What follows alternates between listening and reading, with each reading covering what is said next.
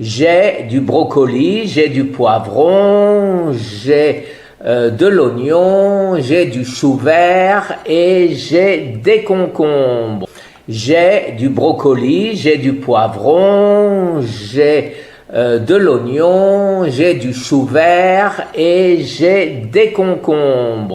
Bonjour Laurence. Bonjour William. Quand on dit parfois que les légumes sont bons pour la santé, on n'imagine pas qu'ils peuvent également être curatifs, qu'ils peuvent soigner.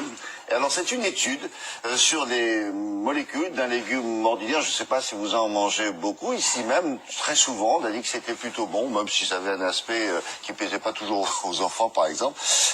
C'est un des composants naturels du brocoli qui a été mis en évidence. Alors cette étude, elle vient d'où? Elle a été publiée dans quoi? Et que dit-elle? Voilà, elle a été publiée dans une grande publication américaine, Clinical Research. C'est une étude donc, qui vient des États-Unis et elle montre en fait qu'un composant du brocoli est doté de propriétés, de facultés pouvant aider à lutter contre le cancer. En fait, c'est un dérivé du soufre. Et le soufre, souvent, on rechigne à faire cuire des crucifères à la maison, c'est-à-dire des choux-fleurs, des brocolis, etc. C'est cette odeur de soufre que l'on sent.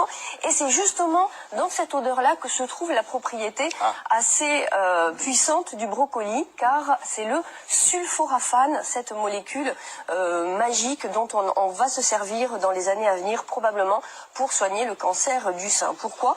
Parce que ces chercheurs ont prouvé, ils ont testé sur la souris, sur des tumeurs de souris, mais aussi sur des cellules humaines issues de tumeurs de sein, justement, que ce composé de sulforaphane tue les cellules cancéreuses. Et en plus, ce sont des cellules cancéreuses souches. Et ensuite, il prévient la croissance, la prolifération d'autres cellules.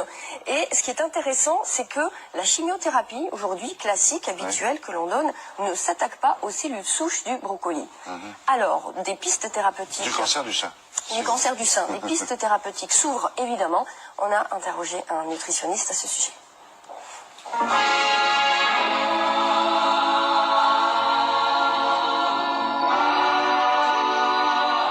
Le brocoli contient tout d'abord un composé dérivé du soufre, ainsi qu'une enzyme, la myrosinase.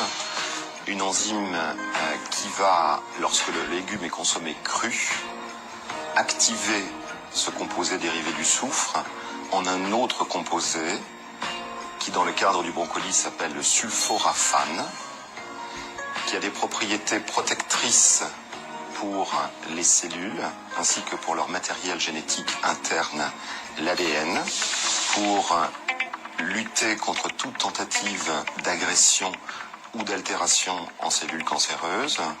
Et dans l'hypothèse où la cellule dégénérerait en cellule cancéreuse, le sulforaphane ralentirait l'évolution de la tumeur, voire même favoriserait l'autodestruction de cette cellule tumorale. Leur propriété anticancérigène est meilleure lorsqu'ils sont consommés crus que lorsqu'ils sont consommés cuits.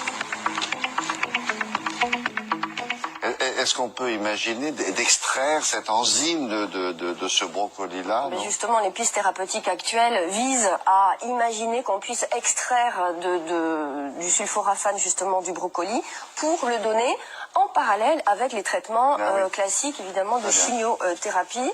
Donc, en prévention, le sulforaphane à volonté. Le brocoli, vous savez que j'ai appris qu'il y avait 200 variétés différentes de choux, ce qui est quand même énorme. Donc, le chou, le brocoli, etc.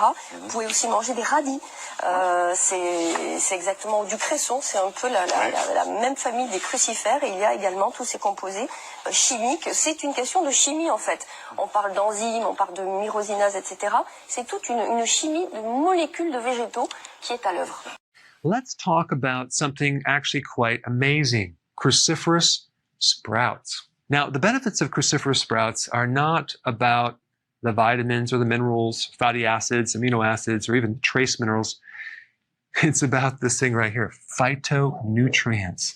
And there's quite a few of these chemical compounds that give amazing health benefits. And they're basically just these 3-day-old sprouts that you can actually grow yourself in a little container without even soil, without even having sun.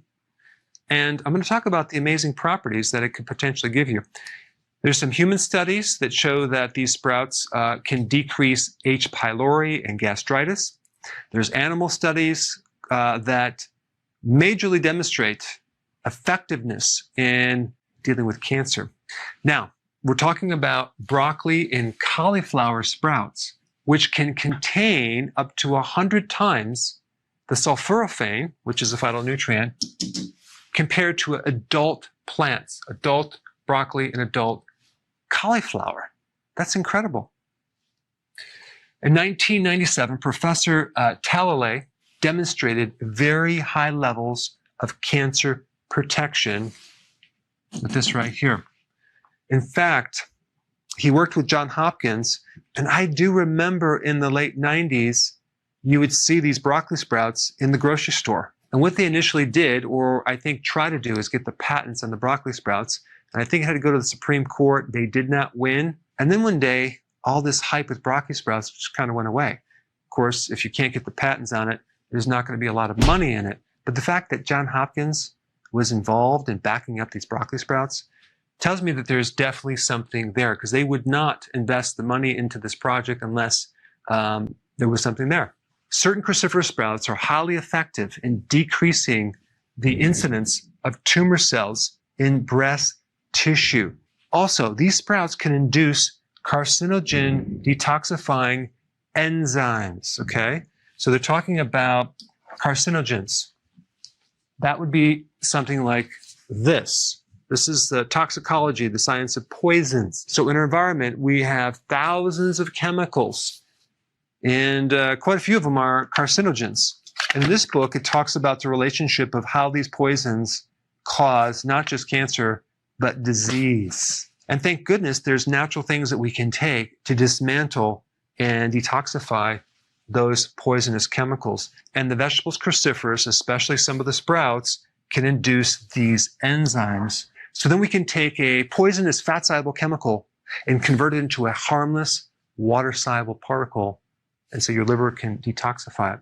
And what's really cool about this whole thing is that this chemical in this plant causes apoptosis selectively. Now, what is apoptosis? It's a condition where the cancer cells commit suicide, okay? And it's selective only to cancer cells. So this chemical will target only cancer cells and not your own. That is just mind-blowing. So the next time you're in the store, go ahead and pick up some of the cruciferous sprouts and put a little bit in your salad. You don't need much because they're so concentrated. In this video, we're going to talk about the two most powerful anti-cancer foods on planet Earth, okay? And they're full spectrum of, like, most of the cancers. There's a lot of things that can actually cure cancer or kill cancer or prevent cancer, but this encompasses like the most different types of cancer and the most organs, okay? This first one can kill cancer within 30 minutes, certain cancer cells within 30 minutes, okay, after consuming it. And there's no side effects. It's called garlic. Garlic is well researched. I mean, it is amazing for your immune system. It's good for heart, cholesterol, blood sugars, but specifically it's the top on the food chain as far as anti-cancer, okay? Now this next one is not quite as powerful, but it's number 2. 1 ounce of this stuff is equivalent to 1.5 pounds of broccoli, and you know broccoli is very anti-cancer. And it's called broccoli sprouts. Now what are broccoli sprouts? They're baby little broccoli plants, okay, like 4 days old. Apparently at right around that period of time, it releases the most phytonutrients, which are anti-cancer properties and other health benefiting factors. And even Hopkins University tried to get the patents on certain broccoli sprouts because they saw the benefits. Of course, they got sued in the Supreme Court. It went to battle, and they lost it to the sprout manufacturing companies, or the sprout farmers, which is a good thing because you can't patent a living thing. But anyway, broccoli sprouts is incredibly powerful for cancer prevention and also reverting cancer. And what you can do is you put it on your salad. You can actually consume it in concentrate, pills, and powders, but I like to make my own. But these are the two most powerful anti-cancer, and if I personally had cancer, I would be consuming these. If I was at risk, I would be consuming these, or just in general, you should be consuming these two foods. Thanks for watching.